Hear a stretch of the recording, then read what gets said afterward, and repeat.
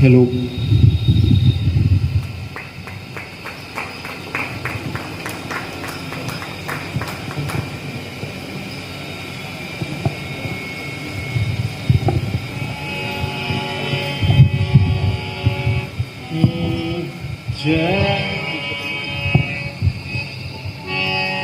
जयति जय जय मां सरस्वती, जयति जय जय मां सरस्वती, जयति वीणावादिनी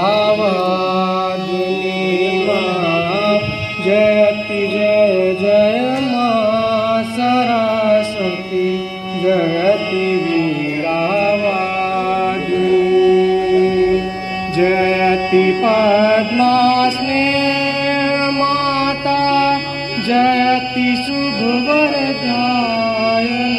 मां, जयति पद्मासने माता, जयति शुभवरदायिनी मां, शांति की नदिया बामा, शांति की नदिया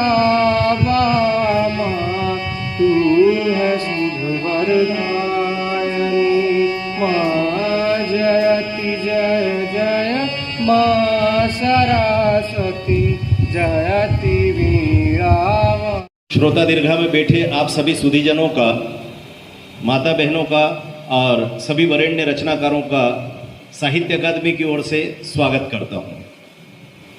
साथ ही स्वागत कर रहा हूं मंच पर विराजमान आज के सत्र की अध्यक्षता कर रहे परम श्रद्धेय सुद्युम्न आचार्य जी का। अपने इस सतना नगर में इतिहास दृष्टि, पुरातत्व और भारतीय संस्कृति के उन सभी पुराने प्रतिमानों को हम सब के समक्ष बड़े सरल ढंग से परिभाषित करने का काम यदि किसी एक व्यक्तित्व ने किया है तो वे श्रद्धेय आचार्य जी हैं। मैं उनकी उपस्थिति के लिए उन्हें भी प्रणाम कर रहा हूं और अत्यंत विनम्रता से उनके द्वारा स्वीकारे गए इस आग्रह के प्रति अपनी कृतज्ञता भी ज्ञापित कर रहा हूं। आज जो विषय हम सबके समक्ष विमर्श हेतु उपस्थित है, उस विषय पर हम सबका मार्गदर्शन कौन करे, यह विचार जैसे ही मन में आया तो स्वाभाविक रूप से यदि मैं यह कहूं कि सतना नगर का चयन ही इस विषय के लिए हमने किया और वह इसलिए किया कि आदरणीय उत्तम बनर्जी जी इस विषय पर हम सबका मार्ग प्रशस्त करें, तो इसमें कोई अतिशयोक्ति नहीं होगी। वे पंडित दीनदयाल उपाध्याय शोध संस्थान के उपाध्यक्ष तो हैं ही, उन्होंने दीनदयाल जी उपाध्याय और उनके एकात्म मानव दर्शन पर खूब अध्ययन किया है। पूरे देश भर में उनके प्रवास होते हैं। लगातार वे इस विषय के व्याख्याता के रूप में इस विषय को बड़े सरल ढंग से संपूर्ण समाज के समक्ष रखने का प्रयास लगातार करते रहे हैं विगत अनेक वर्षों में। मैं आदरणीय उत्तम जी की उपस्थिति को भी रेखांकित कर रहा हूं, उनकी उपस्थिति को प्रणाम कर रहा हूं। हम सब जानते हैं मध्य प्रदेश साहित्य अकादमी साहित्य से जुड़े हुए वरेण्य रचनाकारों के स्मृति प्रसंग संपन्न करती है। हम सबको यह भी पता होगा कि मध्य प्रदेश के निर्माण से पहले साहित्य अकादमी का निर्माण हुआ है। सीपी एंड ब्रार के समय की अपनी यह साहित्य अकादमी है और 1956 में मध्य प्रदेश का निर्माण हुआ। उसके बाद से लगातार साहित्य अकादमी अनेक रचनाकारों के स्मृति प्रसंग संपन्न कर रही थी। मैं जब यहां आया तो मुझे ध्यान में आया कि मध्य प्रदेश के अनेक रचनाकार ऐसे हैं, अनेक विचारक और मनीषी ऐसे हैं जिनके दर्शन का प्रभाव हिंदी साहित्य या प्रकारांतर से कहे तो संपूर्ण भारतीय साहित्य पर पड़ा है। तो ऐसे कई नए स्मृति प्रसंग हमने प्रारंभ किए। उसमें कुछ गीतकार हैं, कुछ बहुत अच्छे निबंधकार हैं, कुछ उपन्यासकार हैं और कुछ इतने बड़े साहित्यकार हैं कि जिन्होंने अपनी मध्य प्रदेश की सभी आंचलिक बोलियों को भी समृद्ध किया है। विशेष करके अंचलों में बोली जाने वाली मालवी, निमाड़ी, बुंदेली और बघेली, इन चारों बोलियों के एक एक रचनाकार का स्मृति प्रसंग भी साहित्य अकादमी ने अपने कला पंचांग में सम्मिलित किया। उसी श्रृंखला में कुछ ऐसे स्मृति प्रसंग भी हमने प्रारंभ किए जो वैसे दिखने में तो ऐसा लगता है कि ये किसी बड़े साहित्यकार का स्मृति प्रसंग है, लेकिन वास्तव में वे साहित्य अनुरागी का स्मृति प्रसंग है। आप कहेंगे इन दोनों में क्या अंतर हो गया? हमने अभी कल रीवा में सेठ गोविंद दास का एक स्मृति प्रसंग संपन्न किया। अब सेठ गोविंद दास को यूं अगर देखा जाए तो उनकी 10-12 कृतियों के आधार पर आप आकलन करें तो मुझे लगता है कि आज के कई साहित्यकार करेंगे, हम कहेंगे कि हमारी तो 25-25 किताबें छप गई है। लेकिन सेठ गोविंद दास साहित्य रचना धर्मी होने से, साहित्य रचनाकार होने से पहले साहित्य अनुरागी थे। हम जैसे फकीर किस्म के साहित्यकारों को उस युग में उन्होंने किसी की जेब में इसलिए पैसा डाला कि जाकर के काव्य गोष्ठी में सम्मिलित हो जाओ, किसी की जेब में इसलिए पैसा डाला कि जाओ तुम अपनी किताब छपवा लो। ये वो युग था जब साहित्य को राज्याश्रय प्राप्त करने के न तो भक्तिकालीन कुछ उपक्रम थे, न वीर गाथा कालीन कुछ उपक्रम थे, और न आधुनिक युग के राजतंत्र से उस समय साहित्य को उतनी सहायता उपलब्ध हो पाती थी। तब ये सब लोग साहित्य की सेवा कर रहे थे। और ठीक उसी प्रकार की श्रृंखला में साहित्य अकादमी के दर्शन से जुड़े हुए कुछ स्मृति प्रसंग भी है। दर्शन से जुड़े हुए इन प्रसंगों में दो प्रकार हैं। एक प्रकार तो ऐसा है जो प्राचीन कालीन मनीषी हुए, ऋषि परंपरा के लोग हुए, जो मध्य प्रदेश की धरती पर हुए। जैसे जबलपुर हमारा महाकौशल की संस्कार धानी है, तो महर्षि जाबाली का एक प्रसंग हम संपन्न करते हैं। वहां उज्जैन चले जाएं तो महाराज भर्तहरि का एक स्मृति प्रसंग होता है। दूसरा जो प्रकार था, उस दूसरे प्रकार में हम 3 स्मृति प्रसंग मनाते हैं, और ये तीनों के तीनों दर्शन से जुड़े हुए। आधुनिक युग के 3 दर्शन शास्त्री जिन्होंने संपूर्ण भारत की विचारधारा को ही प्रभावित नहीं किया, बल्कि भारतीय साहित्य की दिशा भी बदली। ये 3 दर्शन शास्त्री कौन हुए? तो उसमें पहला सबसे बड़ा नाम आता है स्वामी विवेकानंद का, दूसरा बड़ा नाम आता है महर्षि अरविंद का, और तीसरा उन दोनों मनीषियों के बाद एक बड़ा नाम उभर करके आता है जिनको हम आधुनिक भारत के, यदि मैं गलत नहीं कह रहा हूं तो अंतिम दर्शन शास्त्री भी कह सकते हैं। मेरे इस वाक्य पर आपत्ति इसलिए जरूर मैं खुद भी कर सकता हूं क्योंकि भारत में दर्शन देने की परंपरा कभी समाप्त नहीं होती, इसलिए अंतिम नहीं कह सकते। लेकिन मेरी पीढ़ी के बच्चे, मेरी पीढ़ी के लोग शायद यदि दर्शन शास्त्र को पढ़ें तो वो पंडित दीनदयाल उपाध्याय जी के एकात्म मानव दर्शन के बाद संभवतः भारत में कोई ऐसा बड़ा दर्शन नहीं आया जिसको लेकर हम यह कह सकें कि संपूर्ण जगती को, संपूर्ण विश्व को भारत का दार्शनिक अवदान यह है। इसलिए मैंने अपनी दृष्टि से उनको अंतिम कहा, लेकिन ये अंतिम नहीं। अंतिम इसलिए भी नहीं है कि भारत में सामान्यतया इज्म या वाद की परंपरा नहीं रही। हम लोगों ने किसी इज्म या वाद के पीछे या आगे दौड़ करके चलने का प्रयास नहीं किया। हमने किसी भी वाद को इसलिए वाद नहीं कहा क्योंकि हम ये बात जानते थे कि ज्ञान परंपरा सनातन परंपरा की तरह अखंड रूप से चलती रहती है। यह अखंड मंडलाकार विचार परंपरा है जो कभी समाप्त नहीं होती। तो कोई भी वाद इसलिए विवाद में पड़ जाता है क्योंकि उसके प्रतिवाद में भी कुछ स्वर होते हैं। और इसलिए भारतीय दर्शन के मनीषा को जानने वाले लोगों ने, यहाँ की प्रज्ञा को जानने वाले लोगों ने एक बड़ा अच्छा व्यवस्था पक्ष दिया, एक बड़ा अच्छा शब्द दिया, और वह शब्द था दर्शन। दर्शन न तो पहला होता है न अंतिम होता है, और दर्शन कभी भी यह दावा नहीं करता कि मैं जो कह रहा हूं वह दुनिया का अंतिम सत्य है। मुझसे पहले जिन लोगों ने कहा वह भी उतना ही सत्य है जो मुझसे बाद के लोग कहेंगे। और इसलिए दर्शन की परंपरा एक विराट परंपरा है, उदात्त परंपरा है। एकात्म मानव दर्शन जब आया तो पंडित दीनदयाल उपाध्याय जी के रहते हुए ही, वे जब सदैह हमारे मध्य थे, तब उनके ही सामने इस बात को लेकर के चर्चा हुई कि इसे एकात्म मानववाद कहा जाए। एक लंबे समय तक लोगों ने कहा भी, लेकिन स्वयं दीनदयाल जी उपाध्याय ने 60 के दशक में पूना में जो भाषण दिए, ग्वालियर में जो उनके उद्बोधन हुए, और संपूर्ण देश का मार्गदर्शन जब उन्होंने किया, तो उन्होंने स्वयं इस बात को स्वीकारा कि यह कोई वाद नहीं है, क्योंकि वाद का प्रतिवाद होगा और वाद और प्रतिवाद में से विवाद खड़े होंगे। यह संपूर्ण भारतीय चिंतन धारा का सत्व है, ये एसेंस मैंने देने का प्रयास किया और इसलिए इसमें मेरा स्वयं का मौलिक कुछ भी नहीं है। जो कुछ है वो हमारी ऋषि परंपरा के पुरखों ने हमको जो दिया है, वास्तव में मैं उसी को अपने शब्दों में कहने का प्रयास कर रहा हूं। मैंने आज जब सोशल मीडिया पर पोस्ट डाल रहा था तो मैंने उल्लेख किया था, हिंदी साहित्य के लिखने वाले हम जितने लेखन धर्मी हैं, श्रद्धेय छोटेलाल जी पांडे जैसे वरिष्ठ पीढ़ी के रचनाकार भी सभा में बैठे हैं और एकदम नई पीढ़ी के हम जैसे बच्चे भी यहाँ पर बैठे हुए, मैं बाल साहित्य का विद्यार्थी हूँ, कई युवा रचनाकार यहाँ पर बैठे हुए हैं, हमारे अनिल भाई नवीन पीढ़ी का प्रतिनिधित्व करते हैं। हम सब लोग जब रचना कर्म करते हैं तो हम में से अनेक लोगों को यह पता नहीं होता है कि हम जो कुछ लिख रहे हैं उसमें भारतीयता है कि नहीं है। लगातार एक लंबा समय बीता जब वामपंथ जैसे विचारों के प्रभाव से भारत में और भारतीय साहित्य में भारतीय मनीषा को, भारतीय प्रज्ञा को, भारत की संस्कार परंपरा को, भारत की संस्कृति को नकारने का एक लगातार उपक्रम चला। यहाँ की परंपराएं बेकार है, हिंदू दर्शन बेकार है, हिंदुत्व की जितनी मान्यता है उनका कोई अस्तित्व नहीं है, ये सब की सब अवैज्ञानिक है।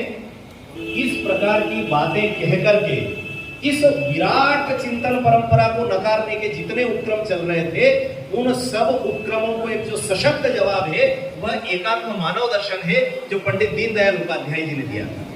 मैं उल्लेख ये कह रहा था कि हम जब लिखते हैं तो हमको पता नहीं होता है कि हम कितना भारतीयता से युक्त साहित्य रच रहे हैं।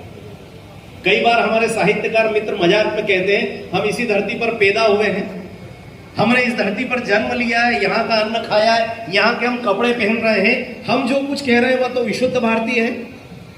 मैं कहना चाहता हूं कि उन लोगों को शायद थोड़ा सा अंतर समझ नहीं आता जो तथाकथित विदेश से आयातित विचार के आधार पर साहित्य का रचना कर्म करते हैं। उन लोगों को यह समझना होगा कि भारत में पैदा होकर के साहित्य लिखने वाला साहित्यकार जो कुछ लिखता है वह साहित्य भारतीयता का साहित्य नहीं है।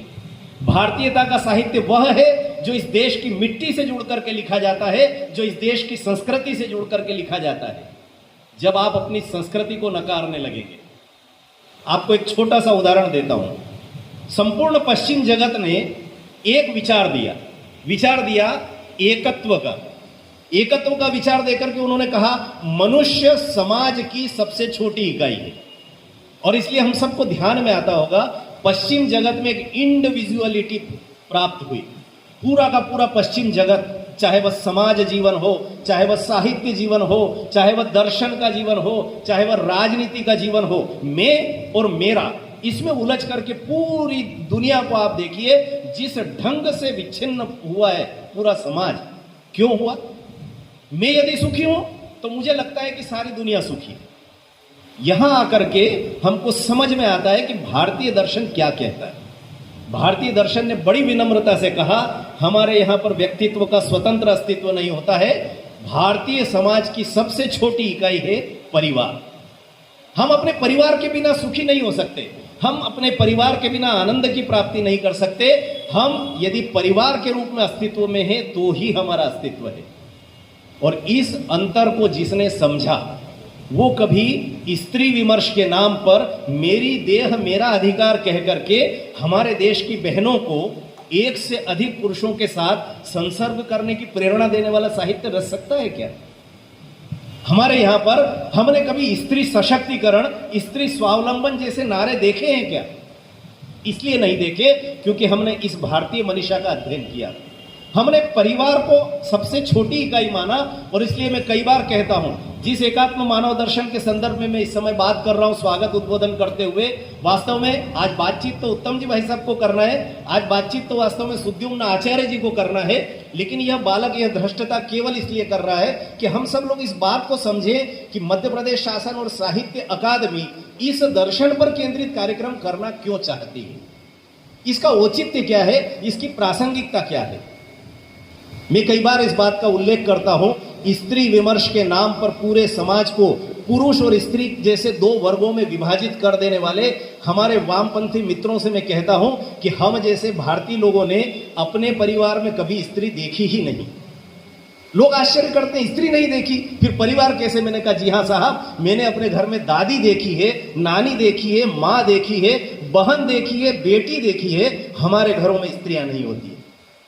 हमारा घर परिवार से तैयार होता है, हमारा घर रिश्तों से तैयार होता है। ठीक यही बात पंडित दीनदयाल उपाध्याय जी ने केवल साहित्यकारों को नहीं, पूरे भारतीय समाज को कही। और इसलिए आज का यह जो पूरा सत्र संपन्न होना है, इसमें कई प्रकार के विषय आएंगे, कई प्रकार की बातचीत होगी। हम केवल यह समझे कि पंडित दीनदयाल उपाध्याय जी ने जो दर्शन दिया है, उस दर्शन में उन्होंने कितनी बड़ी बड़ी बातें हम सबको बताने का प्रयास किया। इस पूरी मानव जाति के संघर्ष को यदि आप समाप्त करना चाहते हैं तो एकमात्र एकात्म मानव दर्शन वह दर्शन है जो पूरे विश्व के संघर्षों को समाप्त करने में सक्षम है। हम में से अनेक लोगों को शायद यह लग सकता है कि मैं कुछ बड़ी बात कह रहा हूं, लेकिन भारतीय प्रज्ञा से निकली हुई इन सारी बातों को अगर आप बारीकी से पढ़ेंगे, मेरी बहुत विनम्र प्रार्थना है, आग्रह कर रहा हूं, विशेष करके साहित्य सृजन करने वाले नई पीढ़ी के रचना धर्मियों से मैं आग्रह कर रहा हूं, कृपा करके आप एक बार एकात्म मानव दर्शन जरूर पढ़ना। थोड़ा कठिन लग सकता है, दर्शन विषय ही कठिन होता है, मनोविज्ञान और दर्शन समझना बड़ा आसान नहीं होता। लेकिन हम जो लोग अपने ज्ञान के अहंकार में भरे हुए गुब्बारे की तरह लगातार साहित्य लिखे जा रहे हैं, हमको पता ही नहीं है कि हम आखिरकार इस देश, इस समाज, इस मानव जाति को इस साहित्य के माध्यम से देकर क्या जा रहे हैं। यदि यह स्पष्टता हमारे साहित्य में नहीं है तो हमारा साहित्य लिखना व्यर्थ है। हाँ, श्रृंगार के समय श्रृंगार की आवश्यकता होती है, संयोग और वियोग की भी आवश्यकता होती है, वीर और ओज की भी आवश्यकता होती है। इतना ही नहीं तो साहित्य में विद्रूपता के स्वर को भी हम स्थान देते हैं, विकृतियों का उल्लेख भी करते हैं, विडंबनाओं का भी उल्लेख करते हैं, उन सबको भी रेखांकित करते हैं। लेकिन अंततः इन सब का अंतिम उद्देश्य होता है मनुष्य जीवन को सुख देना, मनुष्य जीवन को आनंद की प्राप्ति देना। यदि हमारा साहित्य यह नहीं कर पा रहा है तो आप तय मान करके चलिए, इस साहित्य के सृजन का कोई अर्थ नहीं है। यदि हम नायक बन करके केवल अपनी नायिका को रिझाने के लिए गजलें, शेर और कविताएं लिखते रहे तो मुझे लगता है कि इस देश और समाज के साथ हम धोखाधड़ी कर रहे हैं। हमें लिखना तो है, लेकिन दोनों प्रकार का साहित्य लिखना है। स्वांतः सुखाय सब कुछ लिखेंगे, एकल व्यक्ति के आधार पर भी लिखेंगे, लेकिन अंततः जो कुछ लिखा जाएगा वह समाज और सृष्टि के लाभ के लिए लिखा जाएगा। और इसलिए दीनदयाल उपाध्याय जी के इस एकात्म मानव दर्शन पर बातचीत करते हुए आज हम समझें कि कैसे व्यक्ति समाज का हिस्सा होता है, समाज राष्ट्र का हिस्सा होता है, यह राष्ट्र संपूर्ण सृष्टि का हिस्सा है, और ये सृष्टि, ये संपूर्ण ब्रह्मांड जो है, ये पूरी प्रकृति जो है, इसे एकात्म मानव दर्शन में मनुष्य की तरह ही एक महत्वपूर्ण अंग माना गया है। और ये स्पष्ट कहा गया है कि हम अंगांगी भाव से इस प्रकृति का दोहन करें।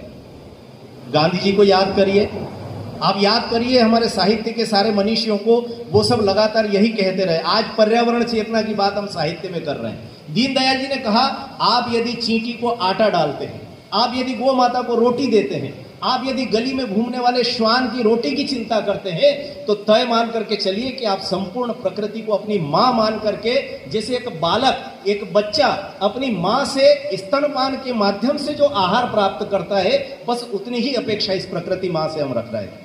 लेकिन यदि हम धृष्टता पर उतारू हो जाते हैं, जो गांधी जी ने कहा था कि ये प्रकृति मनुष्य की इच्छाओं की पूर्ति तो कर सकती है, लेकिन उसकी महत्वाकांक्षाओं की पूर्ति करने की क्षमता इस प्रकृति में नहीं है।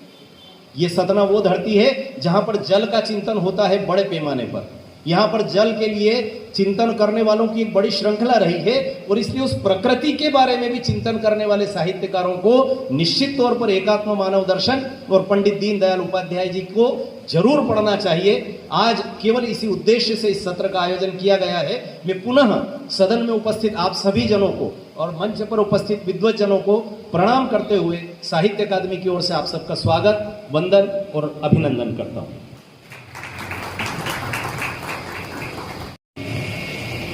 सभी गुरुजनों को मैं प्रणाम करता हूं। उन गुरुजनों का प्रतिनिधित्व कर रहे मंच पर विराजमान सद्य आदरणीय डॉक्टर सद्गुण आचार्य जी, इस साहित्य अकादमी के निर्देशक डॉक्टर विकास दवे जी,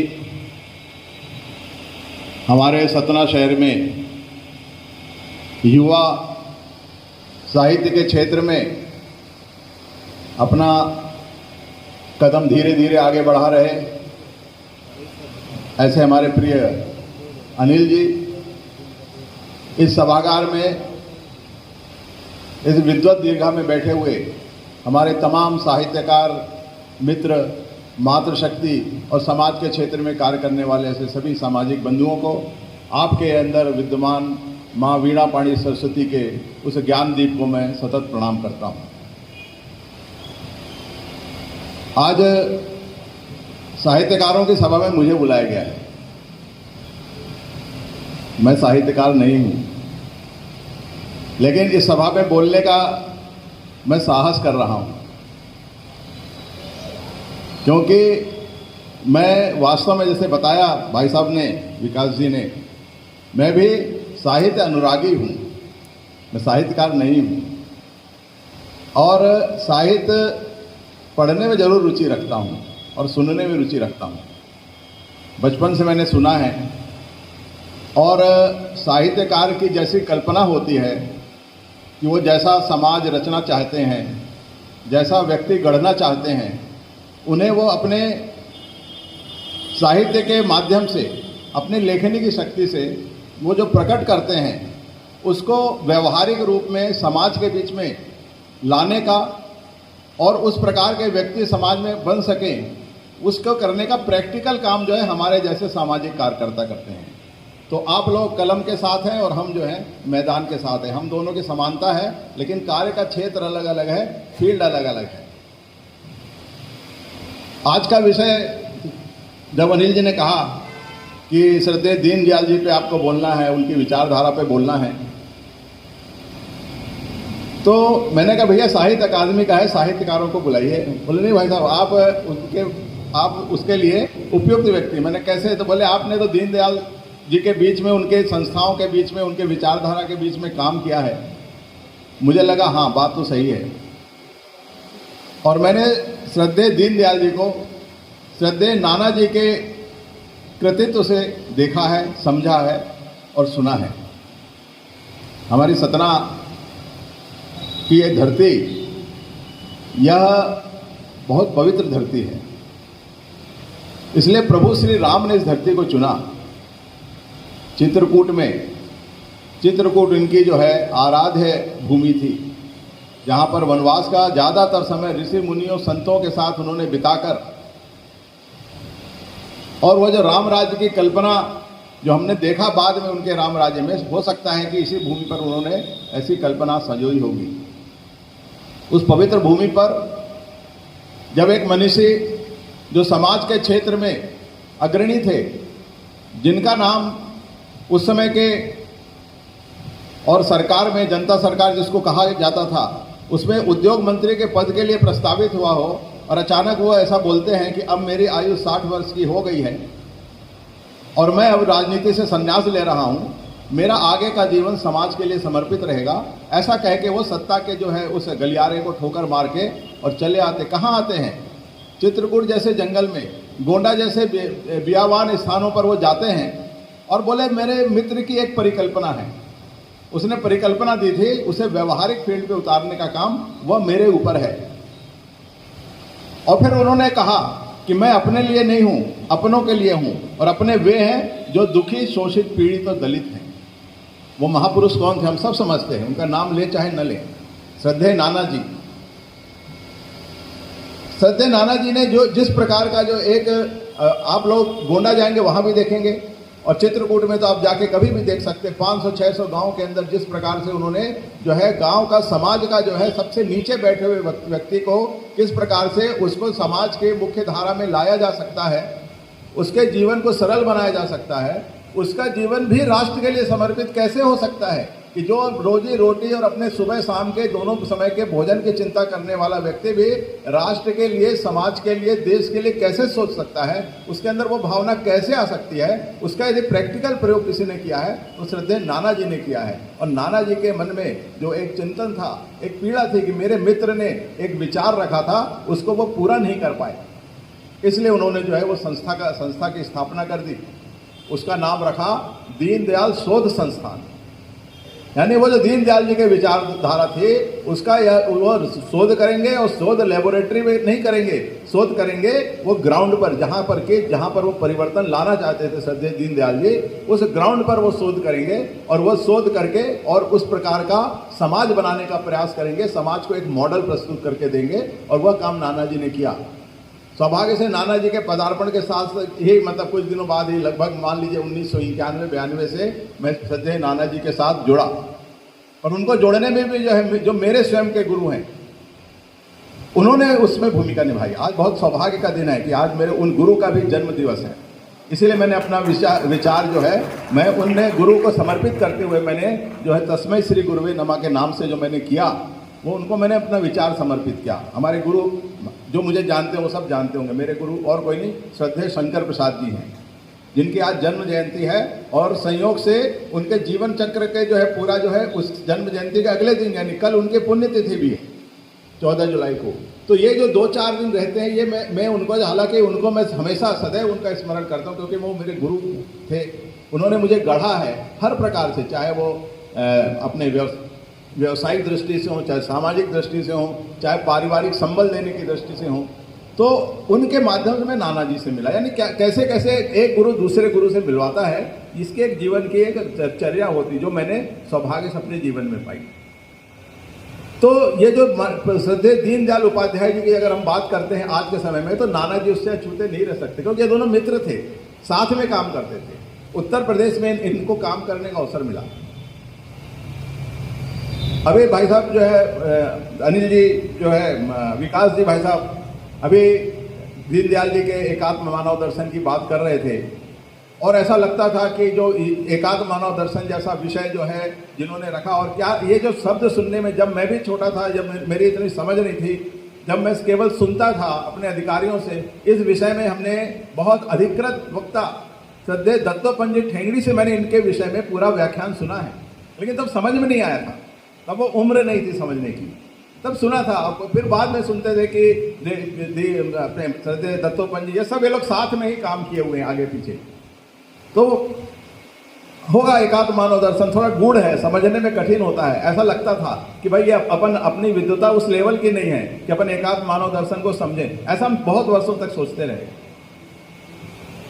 लेकिन सब चलते चलते जो है कि एक बार जो है किसी ने एक ऐसे मंडल बनाया, और संयोग से मेरे छोटे भाई यहाँ बैठे हुए हैं, वो जब वर्ग करके आए तृतीय वर्ष नागपुर में, तो उन्होंने बताया कि एक जो है एकात्म मानव दर्शन पे बहुत अच्छा विषय रखा। वो ऐसे गोल गोल चक्र बनाया, एक अखंड मंडल बनाया, यानी सेंटर से लेकर किनारे तक, और बोले इसके आधार पर जो है एकात्म मानव दर्शन हमको समझाया गया है, आप भी देखिए इसको क्या है। मैंने जब देखा तो उसमें से चिंतन मेरा चालू हुआ और धीरे धीरे समझ में आना शुरू हुआ।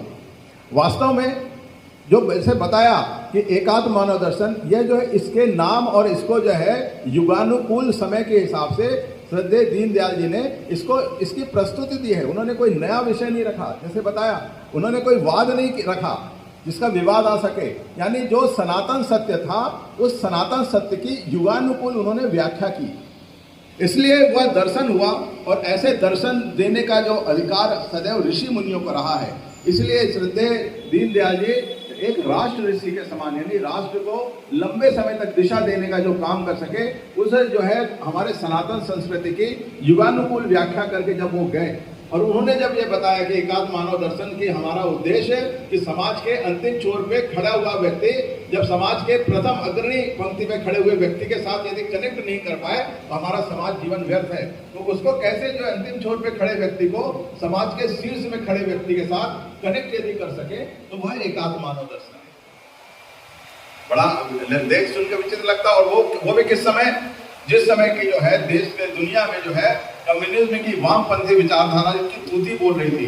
भारत सरकार वामपंथी विचारधारा को ऑफिशियल स्थापित करने में तरह तरह के उपक्रम कर रही थी। सोवियत संघ अपने जो है कम्युनिज्म की विचारधारा को लेकर पूरे दुनिया के शीर्ष में था।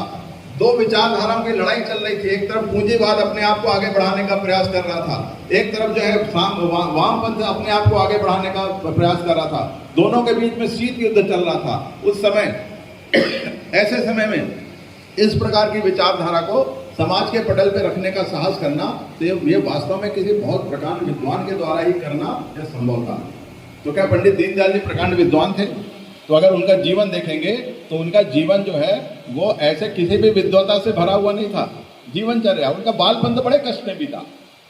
उनकी माता जी 3 वर्ष की आयु में खत्म हो गई, कुछ दिनों बाद पिताजी खत्म हो गए, उसके बाद जो है नाना के पास चले गए तो मामा खत्म हो गए, बड़े भाई खत्म हो गए, फिर उनकी नानी थी तो नानी खत्म हो गई। यानी 19 वर्ष की आयु आते आते उनके जीवन में कोई भी ऐसा निकट का संबंधी नहीं बचा था जो जीवित रहा हो। यानी इसी के साथ साथ उन्होंने पढ़ाई भी की। यहाँ इतना ही नहीं तो उन्होंने जो है सिविल सेवा, राज्य सिविल सेवा की परीक्षा भी उत्तीर्ण की। ऐसा लगा कि अब वो जो है किसी न किसी शासकीय व्यापार व्यवसाय में जाएंगे, नौकरी करने जाएंगे, लेकिन उन्होंने कहा नहीं, मेरा जीवन राष्ट्र के लिए है, राष्ट्र को समर्पित है। उस समय भाऊराव जी देवरस, राष्ट्रीय स्वयंसेवक संघ के एक बहुत बड़ा नाम है भाऊराव जी देवरस, श्रद्धेय बाला साहब देवरस जी उनके छोटे भाई थे, लेकिन उन्होंने जो है पृष्ठभूमि में रहकर और समाज के परिवर्तन में उन्होंने बहुत बड़े बड़े काम किए। और इस प्रकार के जो है नानाजी, दीनदयाल उपाध्याय और इस प्रकार के जो है लोगों को कार्यकर्ता के रूप में बनाकर समाज को समर्पित करने का काम किया। तो दीनदयाल जी ने अपना जीवन जो फिर राष्ट्र को समर्पित कर दिया। बोले मैं अपना आगे का जीवन जो है राष्ट्रीय स्वयंसेवक संघ की पृष्ठभूमि में मैं देश को समर्पित करता हूँ। किस समय? वो 1942 का साल था, जिस समय भारत के आंदोलन, स्वतंत्रता आंदोलन एक अपने अगले पड़ाव की ओर जा रही थी। भारत छोड़ो आंदोलन उधर चल रहा था और इधर इस प्रकार के युवक जो हैं देश की भविष्य को लेकर चिंतित थे कि स्वतंत्रता तो आ जाएगी, लेकिन स्वतंत्रता के बाद का भारत कैसे होगा, उसकी चिंता हमें करनी होगी। ऐसे युवक जो थे, नानाजी जैसे, दीनदयाल जी जैसे, इन लोगों ने अपना जो है पूरा जीवन देश के लिए समर्पित करके, और लोग उस समय जब जो देश के लिए मरने की बात करते थे तब वो संदेश देते थे कि राष्ट्र के लिए जीना कैसे है, तो जीने की जो है विधा राष्ट्र के लिए कैसे होगी, वह संदेश देते हुए जो है और श्रद्धेय दीनदयाल जी और उनके सब साथी लोग आगे बढ़े। अनेक संकट आए, संगठन का काम करते हुए। राष्ट्रीय स्वयंसेवक संघ के वो प्रचारक थे, प्रांत प्रचारक भी है उत्तर प्रदेश के। उनकी ज्यादातर का जो है उनका कानपुर को केंद्र में रखकर उनका सारा जीवन बीता। स्वतंत्रता के बाद गांधी जी की हत्या हुई, राष्ट्रीय स्वयंसेवक संघ में प्रतिबंध लगा। उस समय योजना ये थी कि इस संगठन को जड़ से खत्म कर देंगे। तब दीनदयाल जी जैसे कार्यकर्ताओं ने अपना अथक परिश्रम करके और सारे कार्यकर्ताओं का मनोबल बढ़ाकर और उस जो संकट काल जो था उसको पार किया। समाज में जो सुधी लोग थे, ज्ञानी लोग थे, उनके माध्यम से तत्कालीन गृह मंत्री अपने सरदार पटेल जी के साथ वार्तालाप करके और इस प्रकार के अनर्थक जो अनर्गल प्रतिबंध थे उनको हटवाने का जो जिनका जो प्रयास था, उसके साथ साथ संगठन को आगे लेके चले। एक विचार आया, लोग कहते थे कि जो अनर्गल प्रतिबंध जो लगा राष्ट्रीय स्वयंसेवक संघ पे, तो आप लोग राजनीतिक दल क्यों नहीं बना लेते। तो ये हुआ कि भाई राष्ट्रीय स्वयंसेवक संघ वो एक अलग चर्चा का विषय है, लेकिन उस समय जो श्री गुरु जी जो राष्ट्रीय स्वयंसेवक संघ का नेतृत्व कर रहे थे, तो उनने ये विचार रखा कि भाई हमारा काम राजनीतिक दल बनाने का नहीं है। हाँ, यदि आप लोगों को लगता है तो आप बनाइए। और उस समय हम सब जानते हैं कि श्रद्धेय श्यामा प्रसाद मुखर्जी वो कोई राष्ट्रीय स्वयंसेवक संघ के कार्यकर्ता नहीं थे, लेकिन वो राष्ट्रवाद के इस प्रकार के पीड़ा को वो समझते थे। उनकी प्रेरणा से पहले दीनदयाल जी लोगों ने उत्तर प्रदेश जनसंघ बना लिया। उसके बाद ये विषय आगे चला और आगे चल के जो है और श्यामा प्रसाद मुखर्जी की पहल से और ये भारतीय जनसंघ करके एक जो है राजनीतिक दल बना। अब उस समय के समय जिस समय लोग केवल और केवल कांग्रेस को जानते थे, भारतीय राष्ट्रीय कांग्रेस जो स्वतंत्रता संग्राम में जिसकी भूमिका थी, लेकिन स्वतंत्रता के बाद देश को जिस दिशा में ले जाना है वह दिशा उस समय नहीं पकड़ पा रही थी। इसलिए उनको पीड़ा भी थी कि राष्ट्रवाद का नाम लेने वालों को जेल में बंद किया जा रहा है। ये कैसा भारत है, कैसा स्वतंत्र भारत है। ऐसे भारत में जो है ये दीनदयाल जी जैसे लोगों ने एक अलग जगाना शुरू किया। भारतीय जनसंघ वो ऐसा दल था, लोग उसके बारे में समझते कम थे, जानते कम थे, लेकिन फिर भी लोग जुड़ते थे क्योंकि उसमें उसके साथ जो ऐसे दीनदयाल जी, नाना जी और इस प्रकार के जो लोग थे ये इसमें जुड़े हुए थे। जब वो समाज के बीच में जाते थे लोग उनको सुनने आते थे, बड़ी संख्या में सुनने आते थे। और इतना ही नहीं तो दीनदयाल जी जो है भारतीय जनसंघ के लगभग 15-16 वर्षों तक महामंत्री रहकर उन्होंने देश के कोने कोने में संगठन को स्थापित ही नहीं किया। तो एक समय ऐसे आया कि जिस समय इंदिरा जी थी उस समय उत्तर भारत में, पंजाब में, गुजरात में ऐसे इन जगहों पर जो है कांग्रेस की बिना सरकारें बनी, जिसको संवित सरकार का, जिसमें कम्युनिस्ट थे, जनसंघ थे, सोशलिस्ट थे, इन सब ने मिलकर जिसको संवित सरकार के नाम से चला। हालांकि वो भानुमति का कुनबा था, ज्यादा दिन चला नहीं, बिखर गया। लेकिन जो देश की राजनीति को एक दिशा देने का काम कि जो है कांग्रेस के को भी जो है हटाकर इस देश में राजनीति हो सकती है, तो उस विचारधारा को वहां से उस विचारधारा का शुरू हुआ, जो बाद में चल के जो इंदिरा गांधी ने इमरजेंसी लगाई जिस प्रकार से, तो वो उसी विचारधारा के चलने के बाद लगाई गई, जब उनके हाथ से पकड़ बाहर होने लगी। वो विषय अलग है, लेकिन केवल संकेत में मैं बता रहा हूं कि इस प्रकार का जो देश में वातावरण परिवर्तन करने में दीनदयाल जी की बहुत बड़ी भूमिका थी। लेकिन दीनदयाल जी की इस भूमिका के साथ अगर हम देखते हैं तो उन्होंने अनेक प्रकार के उन्होंने साहित्य रचनाएं भी की हैं। उन्होंने जो है अभी राष्ट्र धर्म, स्वदेश, पांचजन्य, ये जितने भी इस प्रकार के जो है राष्ट्रवादी पत्रिकाएं हैं, उन सबको स्थापित करने का, प्रारंभ करने का, मतलब उस समय जो है सारा प्रबंधन संभालने से लेकर, अर्थव्यवस्था करने से लेकर, प्रिंटिंग करने के लिए जो क्रेडिल्स में जो शब्द बैठाते हैं वो तक का काम जो है, साइक्लो प्रिंट करने का काम, ये सब कर करके भारत के अंदर जो है राष्ट्रीय साहित्य की स्थापना करने में इन लोगों की बहुत बड़ी भूमिका रही है। तो ये इस प्रकार का उनका जीवन था, यानी वो फील्ड में भी काम करते थे, लेकिन इतने से पूरा नहीं था। तो वो जो है समाज को दिशा देने के लिए उन्होंने जो है ये भारतीय संस्कृति का, क्योंकि चिरंतन काल तक वो विषय जो उन्होंने उस समय रखा आज भी पूरी तरह से व्यवहारिक है, बल्कि आज अब वो ज्यादा व्यवहारिक है। जो चिंतन उन्होंने रखा एकात्म मानव दर्शन का, एकात्म मानव दर्शन क्या है, अगर हम इस पे बात करेंगे तो भारतीय संस्कृति का, भारतीय हमारी जो सनातन संस्कृति का यह पूरा एक जो है पूरा एक स्क्रिप्ट है, और ये कुछ नहीं है, कोई नई बात नहीं है, युग के हिसाब से उसका उन्होंने वर्णन किया। अब हम सोचेंगे एकात्म मानव दर्शन क्या है, तो उसके लिए हम थोड़ा सा अन्य विचारों का भी तुलना करेंगे, क्योंकि जब उस समय के तत्कालीन विषय थे, जैसे मैंने बताया कि एक तरफ जो है साम्यवाद जो है उभार ले रहा था, एक तरफ पूंजीवाद उभार ले रहा था, उसके बीच में इस दर्शन को स्थापित करना ये कठिन काम था, क्योंकि दुनिया उस समय केवल उन्हीं दोनों विचारों को स्वीकार कर रही थी। केवल वो मान रहे थे कि यही सही है, यही सही है। पूंजीवाद क्या था कि वहां पर जो है मनुष्य को केंद्र में रखा, और मनुष्य को केंद्र में रखा, और फिर क्या किया कि मनुष्य को जो है केवल मनुष्य के सुख की चिंता करना, और उसको उस सुख के साथ आगे बढ़े, इसका जो क्या, इसके लिए जो करना वो सब करना है, वो सब करना वाजिब है। और उसके लिए मनुष्य के सुख के लिए क्या चाहिए, तो उसके लिए धन चाहिए, दौलत चाहिए, उसके बाद उसको बोले समाज चाहिए, तो ठीक है समाज होगा, तो समाज कैसा होगा, तो बोले कि हम लोग अपने जैसे सोचने वाले लोगों को 10, 25, 50, 100 लोग मिलेंगे और वो एक क्लब बन जाएगा, उस क्लब के साथ जो है हम समाज बना लेंगे। अब वो समाज बनने के बाद वो क्या करेगा, वो सब क्लब जो है चाहे जो इच्छा वो करेगा, हमको जो उपभोग की वस्तु चाहिए वो किसी भी प्रकार से चाहे जैसे भी हो वो हमको मिलनी चाहिए। जब वो उपभोग की मिलेगी तो जो है, लेकिन समाज के साथ, प्रकृति के साथ उसका कोई तालमेल नहीं होगा। देखिए विषय बहुत लंबा है, समय सीमा बोलने की कम है, इसलिए हम उसको संकेत में दे रहे हैं। केवल एकात्म मानव दर्शन को यदि हम समझेंगे और उसका अध्ययन प्रारंभ करेंगे तो ये आगे चल के इस विषय का की डिटेलिंग होगी और एक्सपांड होगा ये विषय। तो ये जो पश्चिम का था कि मानव के सुख के लिए जो आवश्यकता थी वो करना, उसके कारण क्या पैदा हो गया, उसके कारण आज जो पूंजीवाद है, आर्थिक विषमता, यानी अपने सुख के लिए जितना हो उतना करना, उसके लिए आर्थिक विषमता। आज किस प्रकार की आर्थिक विषमता है उसके आंकड़े निकाल के देखेंगे तो आपको समझ में आएगा।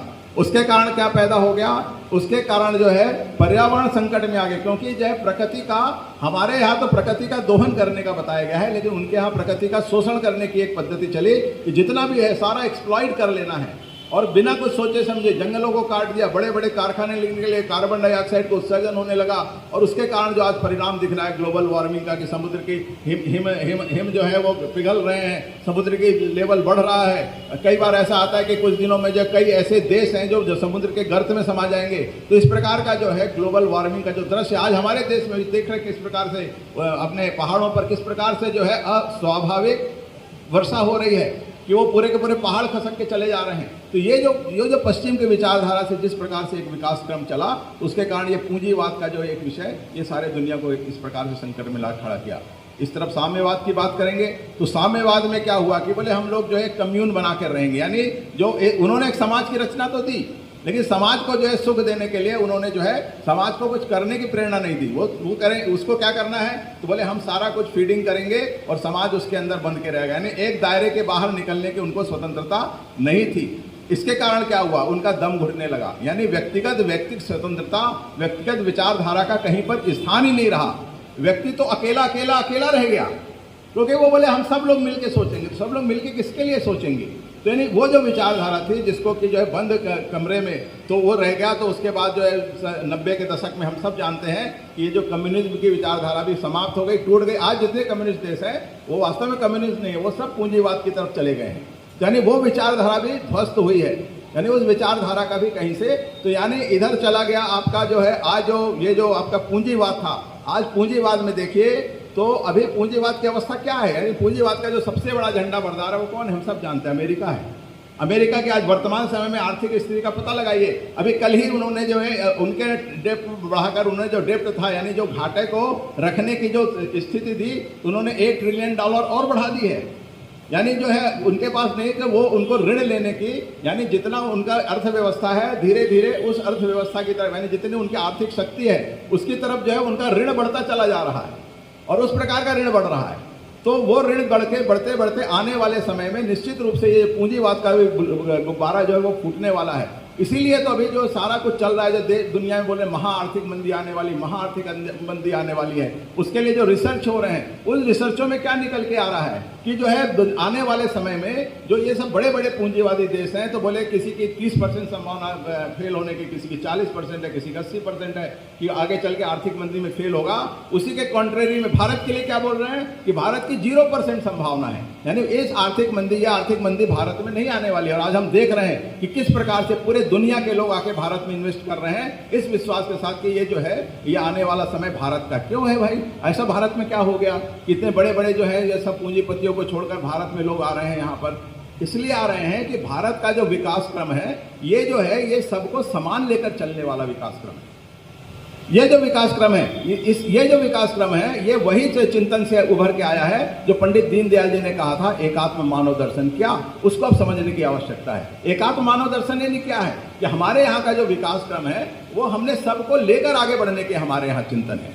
हमारी छोटी छोटी सांस्कृतिक, हमारी माताएं बहनें बैठी हुई हैं, हम लोग जो है अब आजकल सब जो ये सब फैंसी आ गया, चाइना से सामान आ गए। नहीं तो जो आपके जो है माता जी लोग और दादी लोग कैसे रंगोली करते थे, घर में क्या होता था, सुबह सुबह आटे का डब्बा निकालते थे, उसमें से रंगोली आटा लेकर करते थे, चावल का पाउडर बना के रखते थे, उससे रंगोली करते थे। क्या क्यों करते थे, हम सब जानते हैं क्यों करते थे कि आज जो छोटे छोटे जीव धरती में रहते हैं उनकी चिंता करना हमारा रहता है। हमारी माता जो है वो जब घर में रोटी बनती है तो रोटी के जो 2-3 रोटी जो है आज भी हमारी माता जी निकाल के रखती हैं कि बोले उसका एक का नाम नंदी रखा हुआ है, एक का नाम कुछ श्यामा रखा हुआ। वो जो आती है अपने आप आ जाती है दरवाजे पर, वो अपने हक का रोटी लेके जाती हैं। ये हमारे देश का चिंतन है। हमारे देश की जो परिवार व्यवस्था है वो परिवार व्यवस्था क्या है हम सब जानते हैं। हमारे दादा दादी जो है, हमारे पोते पोतिया जो है दादा दादी से संस्कार लेते, संस्कारों का क्रम आगे चलता है। पश्चिम में नहीं है, पश्चिम में व्यक्तिगत स्वतंत्रता के कारण वहां पर अगर किसी बच्चे को किसी ने डांट दिया तो उसको जेल हो जाती है। अभी एक पिक्चर आई थी, कौन सी वो जो मिसेज घोष या ऐसे करके, नॉर्वे की एक घटना थी कि वहां पर जो है नॉर्वे में वो भारत की एक जो महिला वहां जाकर, ये सत्य घटना थी, पिक्चर नहीं है, कि वहां जाकर वो जो है वहां पर जाके वो पति पत्नी नौकरी करते थे, पति नौकरी करते थे, पत्नी नौकरी नहीं करती थी। तो वहां ये व्यवस्था है कि वहां पर जो है लोग ऑब्जर्वर घर में आके बैठते हैं कि तुम अपने बच्चे की कैसी देख रेख करते हो।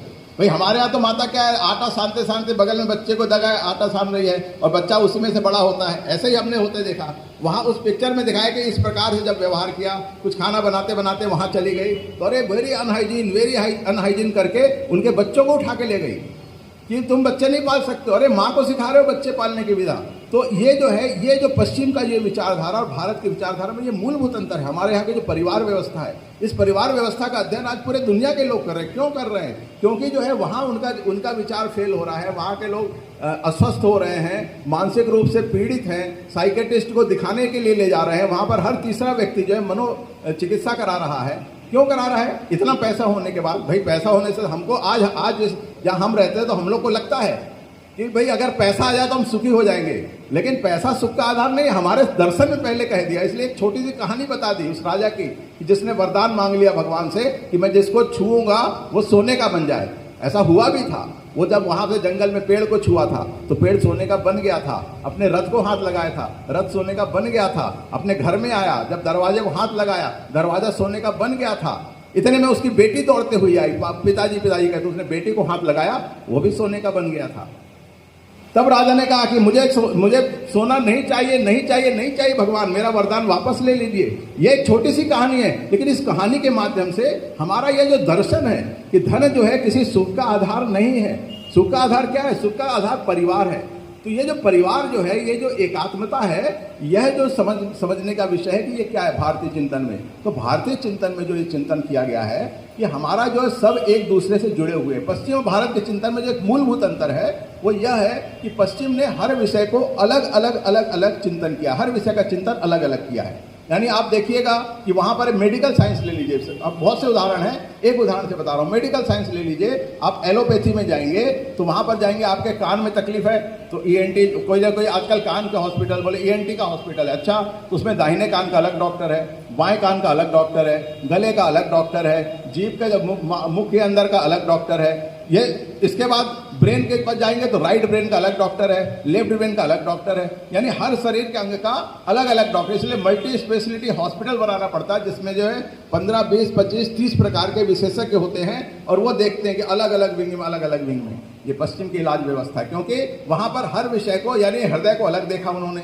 नाक को अलग देखा, आंख को अलग देखा। हमारे यहाँ क्या होता है, हमारे वैद्य होते हैं वो नाड़ी वैद्य कहलाते हैं, वहां जाते हैं और वो अच्छा आओ बेटा क्या हो गया, ऐसे हाथ रखते हैं, फिर बोलते हैं तुमको ये बताता भी नहीं है, वो तो बताते हैं तुमको ऐसा हो रहा है, पेट में दर्द हो रहा है, तुम्हारा शौच ठीक नहीं होती है और ये होता है, नाड़ी देखा और उन्होंने उसके बाद जो उन्होंने अपना जो दवाई बना के उनको दे दिया। यानी जो बीमारी उसको नहीं पता थी वो वैद्य जी को पता चल जाती कि इसको ये बीमारी है। आज हम लोग वो स्ट्रिप लेके जाते हैं, जो महिला जब गर्भवती होती है तो गर्भवती हुई कि नहीं हुई, नाड़ी देख के वैद्य बता देते थे कि इनको जो इतने महीने का गर्भ स्थापित हो चुका है। यानी ये हमारे यहाँ क्या ये सिस्टम है, ये जो हमारे यहाँ संपूर्ण की चिंता एक बार में होती, संपूर्ण की चिंता, यानी नाड़ी देख के पूरे शरीर का ज्ञान हो जाता है। ये भारत का आयुर्वेद है, भारत का चिंतन व्यवस्था। ये सिर्फ आयुर्वेद में नहीं है, ये प्रत्येक स्थान पर ऐसा हुआ है। इसी प्रकार से मानव के सुख की चिंता भी जो है इसने हमारे देश में पूरा संपूर्ण में लिया। जैसे बताया कि मानव क्या है, वो एक परिवार के रूप में एक इकाई है। फिर परिवार क्या है, तो परिवार से आगे जाते हैं तो समाज है। तो जब जो है वो समाज जो है वो मानव के जो इकाई का जो है उसके साथ समाज है। तो जब हम समाज में व्यवहार करते हैं तो क्या हम परिवार को छोड़ देते हैं? नहीं, तब हम समाज में रहते हैं तो परिवार के साथ जुड़े रहते हैं। अब समाज के बाद जब हम राष्ट्र के स्तर पर चले जाते हैं तो क्या हम समाज को छोड़ देते हैं? नहीं, हम जो है समाज और राष्ट्र के साथ जुड़े रहते हैं। यानी एक मानव जो है जब मानव के रूप में रहता है तब उसकी भूमिका, जब वो परिवार के रूप में रहता है तब उसकी भूमिका, जब समाज के रूप में रहता है तब उसकी भूमिका, जब राष्ट्र के रूप में रहता है तब उसकी भूमिका, एक मानव की भूमिका हर जगह तय रहती है। हमारे होता संयुक्त परिवार में एक व्यक्ति है, वो पिता भी है, पुत्र भी है, चाचा भी है, मामा भी है, ताऊ भी है, दादा भी है। यानी एक व्यक्ति की सारी भूमिकाएं बहुत सुंदर करता है। वो व्यापारी भी है, वहाँ व्यवसाय भी करता है, समाज सेवी भी है, समाज में भी जाता है। यानी वो सारी भूमिका जो है एक व्यक्ति करता है। ये हमारे यहाँ का सोच है, हमारे यहाँ की प्रक्रिया है। अभी दीनदयाल जी का जीवन देखिए तो आपको उसमें सब कुछ मिलेगा। मैंने उसको बहुत संक्षेप में बताया है। यानी एक व्यक्ति ने हर प्रकार का काम किया। तो ये जो है ना, जब एक जगह से दूसरी जगह के साथ कनेक्शन रहता है तो उसको अखंड मंडलाकार व्यवस्था बोलते हैं। अखंड मंडलाकार क्या होता है कि जब हम एक स्पाइरल सर्कल बनाते हैं, यानी केंद्र में हमने पेन रखा और कागज से उठाए बिना यदि हम ऐसे ऐसे गोला बनाते हैं, जब बच्चों को देखा होगा कई बार ऐसे ऐसे करते गोला बनाते हैं, यानी सेंटर में पॉइंट रखा फिर गोला बनाते बनाते बनाते ऐसा बड़ा गोला पूरे कागज बन जाता है। एक बच्चे की कृति है, लेकिन वो जो अखंड मंडलाकार कृति है ये भारतीय चिंतन की कृति है। ये भारत का चिंतन अखंड मंडलाकार है। इसीलिए गुरु को अखंड मंडलाकारम व्याप्तम येन चराचरम बोला है।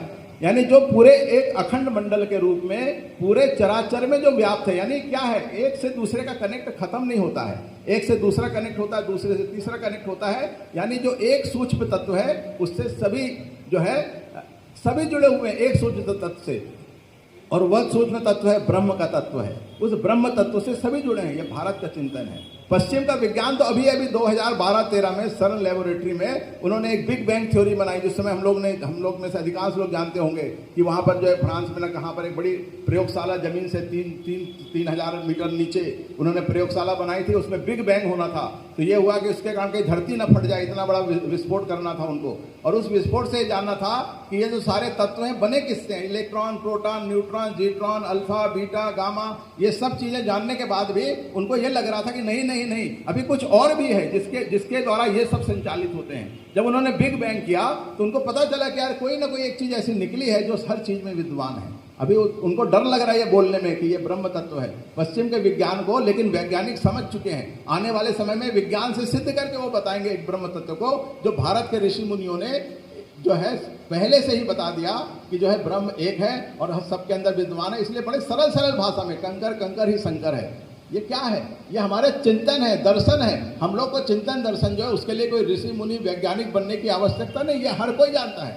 हमारी माता बहनें जो बिना पढ़ी लिखी हैं वो भी जानती है, हमारी दादी भी जानती है कि एक दूसरे की चिंता करना है। वो घर में जो है यदि किसी ने भोजन करने के समय किसी ने अगर दरवाजे पर आ गया है, पूछ भी नहीं रहा है, बता भी नहीं रहा है, उसको हमको भोजन कराना है। क्यों? क्योंकि हमारा वही ब्रह्म उसके अंदर है जो हमारे अंदर है। बहुत सरल भाषा में इस विषय को समझना चाहिए। तो ये जो है ना एक मैन टू मैन कनेक्ट है। अपने वो हैं जो शोषित पीड़ित तो दलित हैं, मैं अपने लिए नहीं अपनों के लिए हूँ। जो नाना जी ने संदेश दिया, दीनदयाल जी उपाध्याय के, ये जो एकात्म मानव दर्शन का बहुत सरल भाषा में ये व्याख्या है उनकी। तो जब हम इस व्याख्या के साथ चलेंगे तो हम समझेंगे कि हमारा एकात्म मानव का क्या है। यानी एकात्म मानव यानी एक मानव का शरीर को यदि हम देखते हैं, ये मानव का शरीर है, ये शरीर है। इस शरीर के अंदर जो है क्या हमारे शरीर के अंगांगी जो है अलग अलग हैं क्या हमारी इस उंगली की भूमिका सिर्फ इतनी है कि भाई ये उंगली है, इससे हम लिखते हैं, किसी को टारगेट करते हैं, फिंगर रिंग पहनते हैं शादी के समय, क्या इतनी भूमिका है? हमको लगता नहीं। अगर ये उंगली नहीं रहेगी तो शरीर अखंडित कहलाएगा। उसमें अगर उंगली में कोई कांटा लग जाता है तो उस कांटे को बोलते हैं भाई उंगली तेरे को कांटा लगा, तू ही देख। ऐसा नहीं है, तुरंत दांत उसके लिए सक्रिय हो जाता है। ज़्यादा चोट लग गई तो आंख सक्रिय हो जाती है, रोने के लिए पूरा शरीर हो जाता है। यानी शरीर का यदि कोई भी अंग जो है वो अस्वस्थ है तो वो शरीर स्वस्थ नहीं कहलाता, उसकी पीड़ा होती है। वास्तव में जो है ये मानव का जो एकात्म रूप है, जिस रूप में यह मानव एकात्मता से जुड़ा हुआ है, भारत का समाज उसी प्रकार के एकात्मता से जुड़ा हुआ और समाज रचना भी वैसे बनी है। यही हमारी सनातन संस्कृति है। इस सनातन संस्कृति को जो है युगानुकूल समय में सबको समझने की आवश्यकता है। इसलिए बड़े सरल हम लोग श्लोक कहते हैं और बड़े अक्सर कहते हैं कि सर्वे भवन्तु सुखिना, सर्वे सन्तु निरामया, सर्वे भद्राणि पश्यन्तु। हमको लगता है कि ये तो कल्याण मंत्र है, ये मंत्र कह लिया सब अच्छा हो जाए, लेकिन क्या ये व्यवहार में आता है? लेकिन आज भी वह व्यवहार जो है भारतीय चिंतन में है और दिखता है। अभी कोविड का समय ले लीजिए, पूरे दुनिया में हाहाकार मचा था, लोग मृत्यु सामने आकर खड़ी हुई थी, पता नहीं चल रहा था कि हमारा पड़ोसी कल जीवित रहेगा कि नहीं रहेगा। ऐसे समय में जो पूरे दुनिया के लोग विज्ञान लग गया, इसके लिए वैक्सीन बनाएंगे, ये करेंगे, वैक्सीन की खोज शुरू हो गई, फर्स्ट ट्रायल, सेकंड ट्रायल और ये सब होने लगा। वैक्सीन तैयार हो गई, कहीं फाइजर कहीं कुछ, और वो वैक्सीन के रेट तैयार होने लगे, उसकी कॉपीराइट होने लगा कि भैया इसके कॉपीराइट रहेगा, हम इस रेट पे बेचेंगे, ये करेंगे, किसको चाहिए, किसके पास पैसा है। गरीब देश परेशान थे। ऐसे समय में भारतीय संस्कृति का एक जो संवाहक जो है, जो इस समय देश के नेतृत्व में बैठा है, वो एक जहाज उड़ाता है हवा में। उस जहाज में क्या है? उस जहाज में हजारों जो है वैक्सीन के बॉयल्स रखे हुए हैं। और क्या है उसके, कहाँ जा रहा है? बोले उन गरीब देशों में जा रहा है, जहां पर जिनके पास अभी खाने को नहीं है, वहां जा रहा है। इतना ही नहीं, तो उस बॉयल के ऊपर क्या लिखा हुआ था? उसमें लिखा था सर्वे सन्तु निरामया। उस बॉयल के ऊपर लिखा था, ये हमारा चिंतन है, सभी निरोगी होंगे। हम भारतीय हिंदू संतु निरामया नहीं कहते हैं, हिंदू भद्राणि पश्यन्तु नहीं कहते हैं, सर्वे भवन्तु सुखिना, सर्वे सन्तु निरामया। ये वास्तव में भारत का एकात्म दर्शन का ही जो चित्र है और ये सर्वकालिक है। ऐसा नहीं कि दीनदयाल जी के समय था या और पहले सतयुग में था या त्रेता में था, द्वापर में था, नहीं। आज कलयुग में आज भी है, आने वाले समय में भी रहेगा, रहने वाला है। आज भारत विश्व का नेतृत्व करने की स्थिति पे खड़ा है। आज जो है G20 की अध्यक्षता भारत को मिली है, तो G20 का स्लोगन क्या रखा है? वसुधैव कुटुंबकम। कितना सुंदर स्लोगन है। जब लोग वहां समझते नहीं होंगे जो पश्चिम के देशों में होंगे, तो इसका मतलब क्या है? तो बस we are the global family. अरे वाह, very nice concept, we are the global. हाँ है, और इतना ही नहीं, तो हमने विचार भी दिया, टेक्नोलॉजी भी दी। क्या दिया हमने? कहा वन सन, वन अर्थ और वन फैमिली। वन सन, वन अर्थ और वन फैमिली। ये विचार दिया ना कि सूर्य है, सूर्य सबका देवता है, हमारा देवता। वो लोग नहीं मानते हैं देवता, हम मानते हैं देवता है। उस सूर्य से हम ऊर्जा लेंगे और पूरे धरती को बांटेंगे, जिसके पास ऊर्जा रहेगा सब एक दूसरे को। ये अंगांगी भाव ये कहलाता है। अब जब लोग संकट में आए हैं तब उसका पालन करेंगे धीरे धीरे। अभी उनको समझ में नहीं आ रहा। वो जो अमेरिका वाला बोलेगा अरे हमारे यहाँ का सूर्य है तो एनर्जी तो हम लेंगे, तो लेते रहो भैया, जब तुम्हारे अंधेरा होगा तो फिर को एनर्जी कौन करेगा? एक कंसेप्ट दिया है, ये अंगांगी भाव का कंसेप्ट है कि जिस देश में सूर्य रहेगा, सूर्य तो ऊर्जा सबको बराबर दे रहा है, तो उसका वितरण भी बराबर होना चाहिए ना। यही तो है, यही तो राम राज्य है। राम राज्य की इकोनॉमी क्या कहती है? राम राज्य की इकोनॉमी कहती है कि भाई हमको जो है जनता के बीच में वैसे ही बांटना है कि जैसे जो है समुद्र अपने जल को समाज के बीच में बांटती। कैसे बांटती है? समुद्र से जल आकाश में जाता है, वाष्प बनता है, चारों तरफ जाके बादल में फैल जाता है, पूरे धरती पर वर्षा करता है, सबको बराबर बराबर जल मिलता है। जो जल बचता है वो वापस नदी नाले के माध्यम से फिर समुद्र में चला जाता है। ये भारत की वितरण व्यवस्था, ये राम राज्य की व्यवस्था तब प्रासंगिक थी, तो आज प्रासंगिक नहीं है क्या? आज भी प्रासंगिक है, लेकिन ये पूंजीवादी व्यवस्था के कारण उनका सेंट्रलाइजेशन हो रहा है, इसलिए समस्या में, संकट में। तो यानी ये सब समस्याओं का समाधान जो है भारत का जो ये जो पंथ है, जो भारत का चिंतन है, एकात्म मानव दर्शन का चिंतन है, यही है। इसीलिए हमारे जो मनीषी ने कहा है कि एषाह पंथा नान्याह पंथा, यानी यही मार्ग है और इसके अलावा कोई मार्ग नहीं है अब सुखी रहने का। तो ये जो पंथ है, पंडित दीनदयाल जी ने जो एकात्म मानव दर्शन का जो चिंतन दिया, जो स्थापित सत्य है, सनातन सत्य है, वह स्थापित करने की आवश्यकता है इस धरती के ऊपर। तभी पूरा धरती सुखी रह पाएगी। जब इस चिंतन से चलेगा तभी हमारा देश सुखी रहेगा और पूरा धरती सुखी रहेगी। यही हमारी संकल्पना है। इसी कल्पना को साकार करने के लिए विचार पंडित जी ने रखा, हम सब समझें और इसके अनुसार समाज की रचना करें। यही आज के विषय में परिप्रेक्ष्य है। इतना कह के मैं विषय पूर्ण करता हूँ। वंदे मातरम।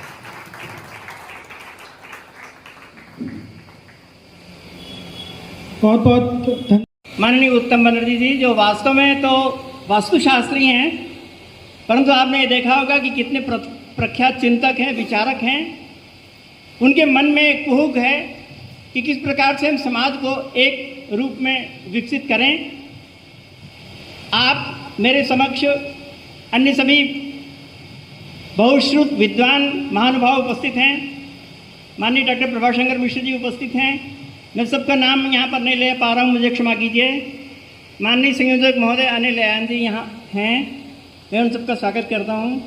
ये बहुत ही सामयिक विषय है कि आज हम पंडित दीनदयाल उपाध्याय के एकात्म दर्शन के विषय में विचार करें। वास्तव में उनका जो एकात्म दर्शन है वो उनका अकेला अपना नहीं है, परंतु बहुत समय से चला आ रहा जो एकात्म दर्शन है, उस दर्शन को उन्होंने अपने रूप में प्रस्तुति दी और इतने कम समय में उन्होंने इतनी ख्याति अर्जित की, उतनी बड़ी प्रस्तुति दी कि संपूर्ण देश में और समाज में उनका जो दर्शन है वो प्रख्यात हो गया। वो असमय में काल कवलित हुए, आप जानते हैं, परंतु यदि वो जीवन पूरा करते तो निश्चय ही वो महात्मा गांधी के पश्चात अगले महात्मा गांधी के रूप में थे, क्योंकि उनका संपूर्ण जीवन महात्मा गांधी की भावनाओं और विचारों से ओतप्रोत था। महात्मा गांधी ने स्वतंत्रता प्राप्ति से पहले जितनी बातें कही थी वो सब के सब क्रम से अगर हमको पढ़ना हो और उनके मानव एकात्म दर्शन में अध्ययन करना हो तो हम पंडित दीनदयाल उपाध्याय का दर्शन कर सकते हैं। महात्मा गांधी ने कहा था कि जो सबसे बड़ा वैभवशाली है वो अगर किसी मामूली और ऐसे व्यक्ति के साथ संपर्क कर सकता है, उस पर ध्यान दे सकता है, वो महत्वशाली है। जो सबसे बड़ा वैभवशाली है, जो सबसे बड़ा शक्तिशाली है, अगर अपनी ताकत बड़ी होने के पश्चात भी सामान्य आदमी को क्षमा कर सके, वो सबसे बड़ी क्षमा होती है। तो क्षमा क्या होती है और दीन की दया क्या होती, दीनों के प्रति दया क्या होती है, ये उन्होंने परिभाषित किया था। और पंडित दीनदयाल उपाध्याय ने अपने एकात्म दर्शन में यही प्रतिपादित किया है। वास्तव में इतने कम समय में, चाहे पंडित दीनदयाल उपाध्याय हो चाहे महात्मा गांधी रहे हों, क्या उनके पास कमी थी, परंतु उन्होंने जीवन को समर्पित कर दिया एकात्मकता के लिए। अपनी पूरे इतिहास का जो बड़े बड़े व्यक्ति हुए हैं, जिनका नाम हो, जिनको हम भगवान की तरह पूछते हैं, उनकी स्थिति ऐसे ही थी। भगवान रामचंद्र राजा थे, परंतु उनकी प्रसिद्धि राजा के कारण नहीं है। उनकी प्रसिद्धि इसलिए है कि जब राजत्व का प्रसंग आया और तब वनवास की बातें तुरंत तैयार हो गए और सामान्य आदमी से मिले, 14 वर्ष तक सामान्य आदमी से मिलते रहे। ये उनकी प्रसिद्धि के कारण है। गौतम बुद्ध का सबसे बड़ा कारण यह है कि वो राजा परिवार में थे और वहां से चल करके वो सामान्य आदमी के लिए जिंदगी भर काम किया। ये उनका सबसे बड़ा महत्व है। अपने देश में जो बड़े बड़े स्थापित व्यक्ति हुए हैं, उनका सबसे बड़ा कारण और यह है कि वो राजत्व के होने के पश्चात भी सामान्य व्यक्ति से मिले। हमारे कालिदास जो महाकवि है ना, उन्होंने कहा कि रघुवंश का अंत कैसे हुआ था।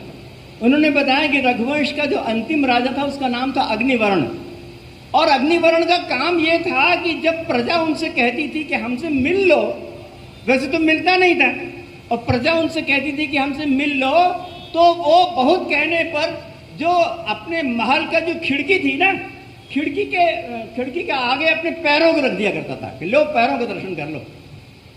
इतना भोग विलास में लीन ऐसे व्यक्ति के पश्चात रघुवंश का अंत हो गया, ऐसा कालिदास ने कहा। तो मैं ये बता रहा था, जो व्यक्ति प्रजाओं के साथ संपर्क स्थापित नहीं करेगा, जो अंत्योदय की बात नहीं करेगा, वो अंत में विलीन हो जाएगा। अपने यहाँ पर इतनी बड़ी सभ्यता होने के पश्चात भी हम अंत्य के उदय की कल्पना करते हैं और दीनदयाल उपाध्याय से प्रेरणा पाते हैं, और सभी जगह रेलगाड़ियों में सभी जगह दीनदयालु कोच लिखा हुआ है। तो हम ये कल्पना करते हैं कि हम जो सबसे अंतिम व्यक्ति है उसका हम उदय देखें। महात्मा गांधी ने कहा था कि हमारे जीवन की यात्रा तब तक शांत नहीं होगी जब तक इस समाज का जो अंतिम अंग है उसको हम पूरा नहीं करते। तो अंतिम अंग की हम बात करते हैं। हमारे यहाँ पर भगवान ने जो गिफ्ट दी है वो सबके लिए समान रूप से दी है। ये जो बुद्धि है ना, ये प्रतिभा जो है ना, वो किसी अमीर आदमी के बपौती नहीं है। अभी जो सामान्य छोटा आदमी भी प्रतिभाशाली हो सकता है। सामान्य आदमी को न जाने कितनी गायन और खेल के क्षेत्र में हमने ऊंचे उठते देखा है। तो जितनी भी प्रतिभाएं हैं वो तो ईश्वर सबको समान रूप से दे देता है, चाहे पैसा हो या ना पैसा हो। अब हमारा क्या कर्तव्य है? भगवान ने तो सबको प्रतिभा दे दी, हमारा कर्तव्य ये बनता है कि हम सबको समान अवसर दे पाएं, समान अवसर दे पाएं। और यही पंडित दीनदयाल उपाध्याय के मानव एकात्म दर्शन की बात है। ये समान अवसर देते हैं कि नहीं, समान अवसर दे पाएं, ये बात पंडित दीनदयाल उपाध्याय ने की। अपने देश में पूंजीवाद भी है, अपने देश में समाजवाद भी है, और समाजवाद के पश्चात मानव एकात्मवाद पंडित दीनदयाल उपाध्याय का भी काम कर रहा है। अपने जो अन्य बहुत से देश है उसमें केवल पूंजीवाद काम कर रहा है, मगर हमारे यहाँ दोनों है, पूंजीवाद भी है, समाजवाद भी है, मानव एकात्मवाद भी है। पूंजीवाद होने के कारण से हमारे देश में कोई भी व्यक्ति चाहे कितनी बड़ी से बड़ी संपत्ति एकत्रित करे, वैध उपायों से, कानूनी उपायों से, चाहे जितनी बड़ी से बड़ी संपत्ति एकत्रित करे, उसमें कोई प्रतिबंध नहीं है।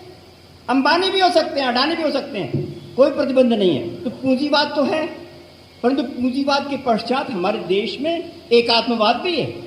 एकात्मवाद इसलिए कि बड़ी से बड़ी पूंजी एकत्र करने वाला पूंजीवादी भी ये सोचे कि हम सामान्य व्यक्ति को समान अवसर देते हैं कि नहीं। तो समान अवसर देना हमारा काम है। हमारी भारत सरकार और प्रदेश सरकार समान अवसर देने के लिए काम कर रही है, अवसर उन्मुख कर रही है। जो नीचे व्यक्ति हैं, जो नीचे तबके के हैं, उन सबको एक प्रकार का अवसर दिया जाए कि वो ऊंचे उठ जाएं। अगर उनके पास प्रतिभा गॉड गिफ्टेड है तो हम अवसर देते हैं वो ऊंचे उठ जाएं। इस प्रकार की बात, इस प्रकार का सोच, ये मानव सभ्यता की बात होती है। अपने यहाँ पर पूंजीवाद, अपने दुनिया में पूंजीवाद जब स्थापित हुआ तो वो असफल हो गया, साम्यवाद असफल हो गया।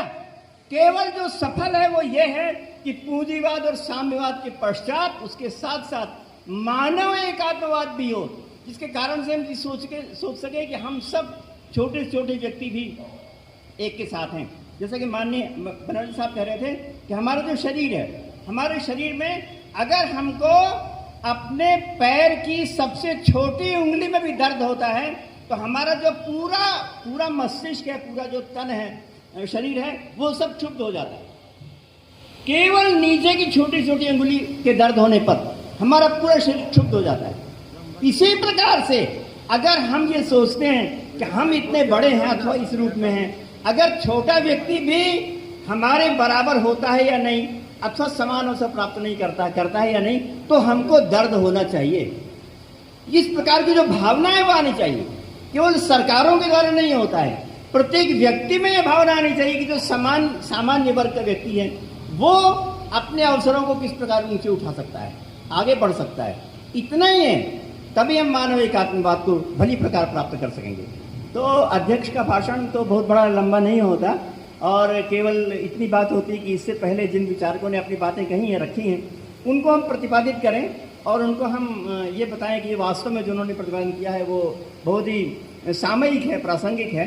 तो उनकी सामयिकता को स्थापित करते हुए, उनकी प्रासंगिकता को स्थापित करते हुए और पंडित दीनदयाल उपाध्याय का जो मानव एकात्मवाद दर्शन है उसको बार बार अध्ययन करने और समाज में लाने की जरूरत है। इस बात को निरूपित करते हुए हम अपनी बातें समाप्त करेंगे। आपने मेरी बात को ध्यान से सुना।